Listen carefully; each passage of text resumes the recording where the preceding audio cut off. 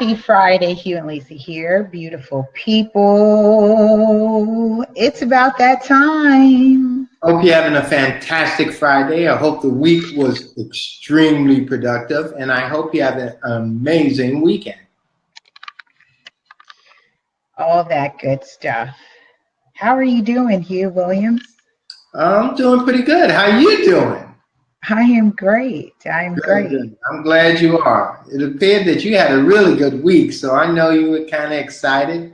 You got a great weekend coming up, and you have a really nice week next week, so I'm really kind of excited for you.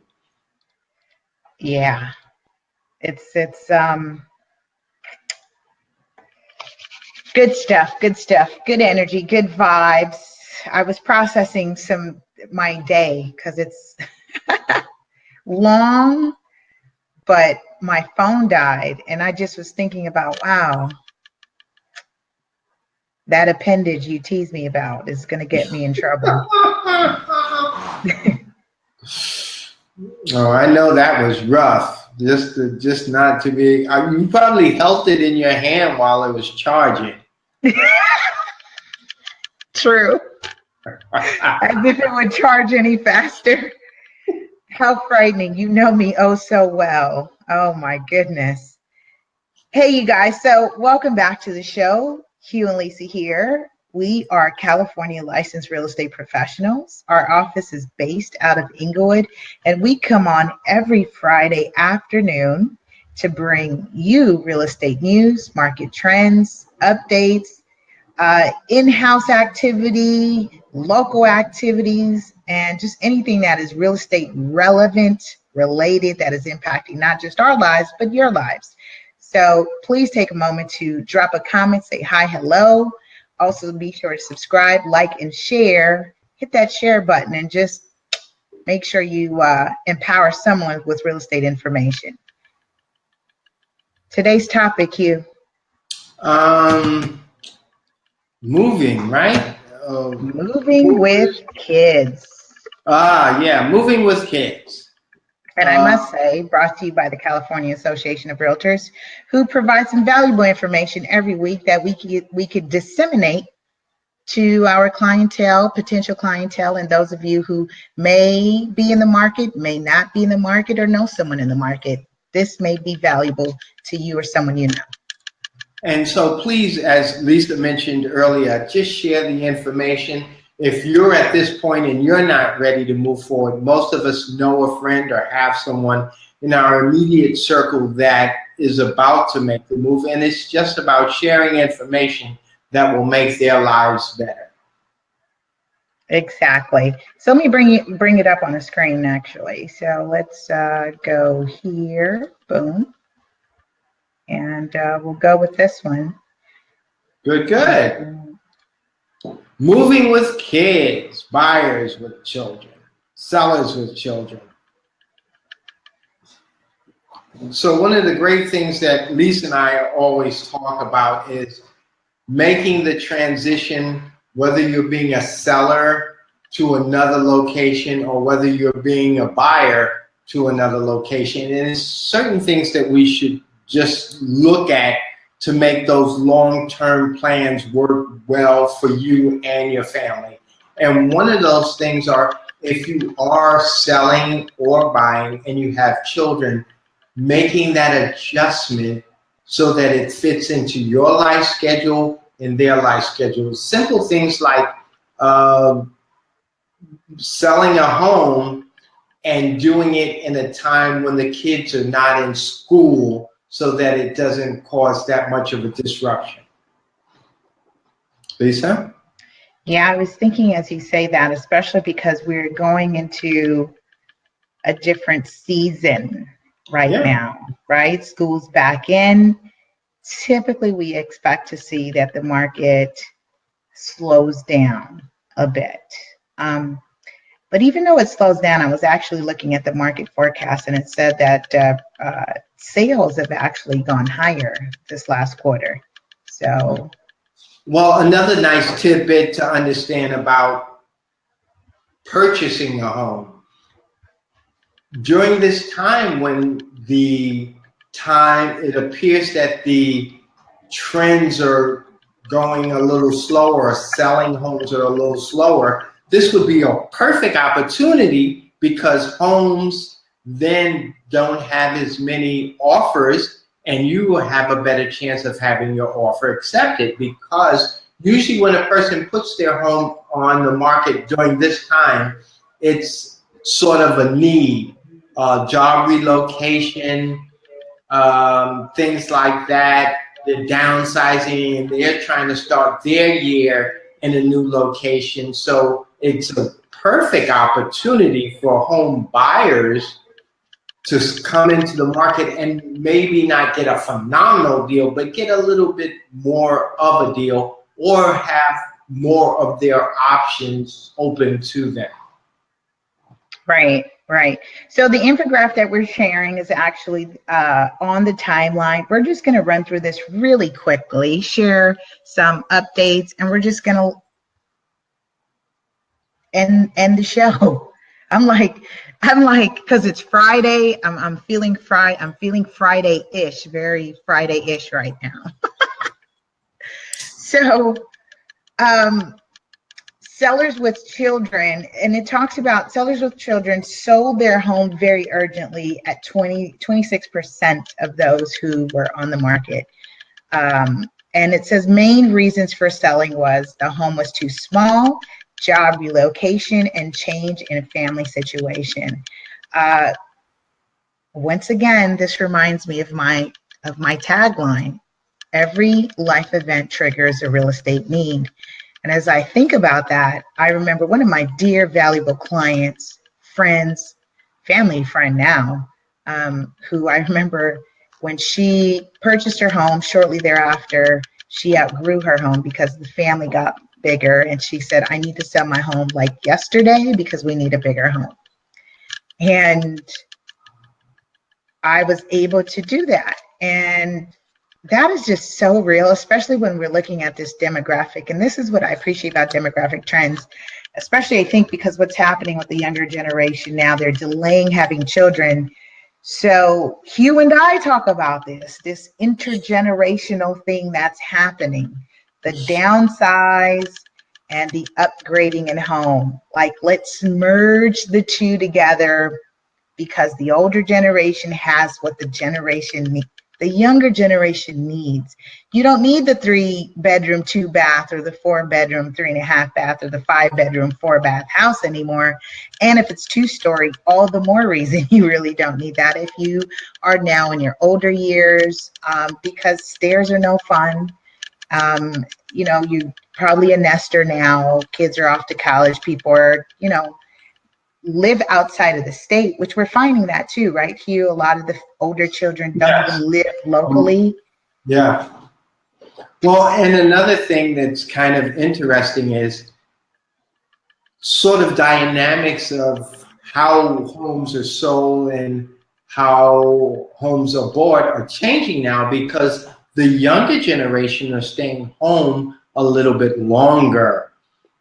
So when the time comes to sell that home, that opens up windows, because now the children have built up enough income that they're willing to buy their home, and the parents are downsizing, but the house that they live in is too large, or the kids want to move to their own and establish their own lives. So that's a big dynamic that we're seeing a lot now as well. Right. I'm looking at this percentage here where it says buyers with children, and I'm like skipping around this information because I just think it's interesting. It said buyers with children delay their home purchase due to childcare expenses. 22% who were in the market or either thinking about buying actually had delayed their purchase due to childcare expenses. Yeah. Well, think about it. As a young family, you're beginning, both parents now are working, and child care expenses can be as much as $500 a week, as much as $2,500 a week in some places. Right. That's quite expensive. And over a year's time, that fund, that adds up. That can be a considerable expense to a young family. And since both parents are working, it's a little bit different than generations past. Right, right. So here's what's also interesting, especially because this scenario applies both ways to one of these sales that we're actually in, right, Hugh? So we have a client where I'm looking at, says buyers with children are choosing a neighbor by the convenience to schools, right? And then sellers with children, it says main reasons for selling is change in family situation or home was too small. So we are representing a client who has to do a close concurrent, which means they are selling their home to buy another home, a replacement home. And what's happened is we are seeing in terms of time, right? I mean, we quite missed the new school year, but there was a sense of urgency, right, Hugh? It was definitely. They were moving to ideally find a location close to school. And we were anticipating getting them in their new property by the school year, but that didn't work out. But you see how it goes both ways, especially when you're dealing with a client that's doing the upgrade or the replacement home. So very valuable information that, again, as it relates to you considering getting into the market, whether it's selling or buying, selling and or buying, these are some things that we should be considering, especially when we're talking about the family dynamic, which is going to influence someone's decision. I think also in long term, Hugh and I, we talk about this, and see, you get to be part of this conversation that we have offline. Like, this is gems.